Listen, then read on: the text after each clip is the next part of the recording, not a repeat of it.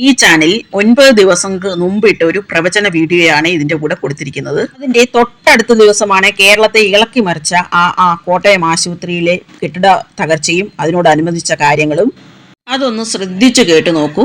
ഇപ്പോൾ ഇങ്ങനെ കെട്ടിടങ്ങളൊക്കെ ഇടിഞ്ഞു വീഴുന്നത് ഇപ്പോൾ കൂടുതലാണ്, പ്രത്യേകിച്ച് പഴയ കെട്ടിടങ്ങളൊക്കെ. അത് കുറിച്ചൊരു ശനിയിലോട്ടുള്ള ദൃഷ്ടി കാരണമാണ്. നേരത്തെ നമ്മൾ പല പല വീഡിയോകളിലും പറഞ്ഞിട്ടുണ്ട്. അതുകൊണ്ട് തന്നെ പഴയ കെട്ടിടങ്ങളിലൊക്കെ താമസിക്കുന്നത് സൂക്ഷിക്കണം.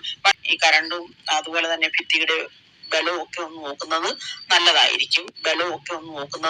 നല്ലതായിരിക്കും.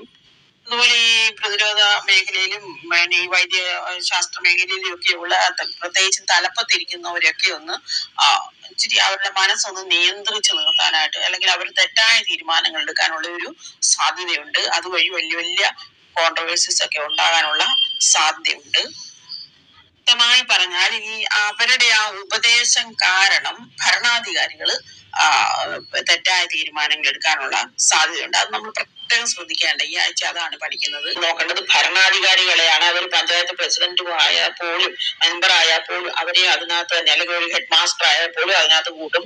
അപ്പോൾ അവർ ഈ പ്രതിരോധ മേഖലയിലോ അല്ലെങ്കിൽ ഈ ആശുപത്രി സംബന്ധമായ മേഖലയിലോ ഒക്കെ പ്രവർത്തിക്കുന്നവർ, അതിന്റെ തലപ്പത്തിരിക്കുന്നവർ എന്തെങ്കിലുമൊക്കെ ഉപദേശം തരുമ്പോൾ അത് സ്വീകരിക്കുന്നതിന് മുമ്പ് ഒന്ന് ശ്രദ്ധിച്ചതിന് ശേഷം മാത്രം തീരുമാനങ്ങൾ എടുക്കുക. ജ്യോതിഷത്തിന്റെ സാധ്യതകൾ അപാരമാണ്. അതിനെക്കുറിച്ചൊക്കെ പതുക്കെ വീഡിയോകൾ ഇടുന്നതായിരിക്കും. പ്രവചന വീഡിയോകൾ ഇനിയിപ്പോൾ സൂര്യരാശി മാറുന്നതിന് മുമ്പാണ് ഇടാൻ പോകുന്നത്.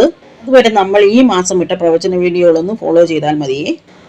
നെഗറ്റീവ് കമന്റുകൾ ഇട്ടവർക്ക് ഒരു മറുപടി.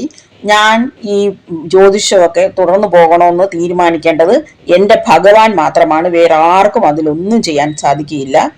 ദേവാൽ ദേവനാണ് മഹാദേവൻ, മഹാഗുരു, ഈ ലോകത്തിന്റെ തന്നെ ഗുരു, വിശ്വനാഥൻ. അതിന് മുകളിൽ ആരുമില്ല, ഒന്നുമില്ല. ആ തൃപ്പാദങ്ങൾ ശരണം. ഓം നമഃ ശിവായ.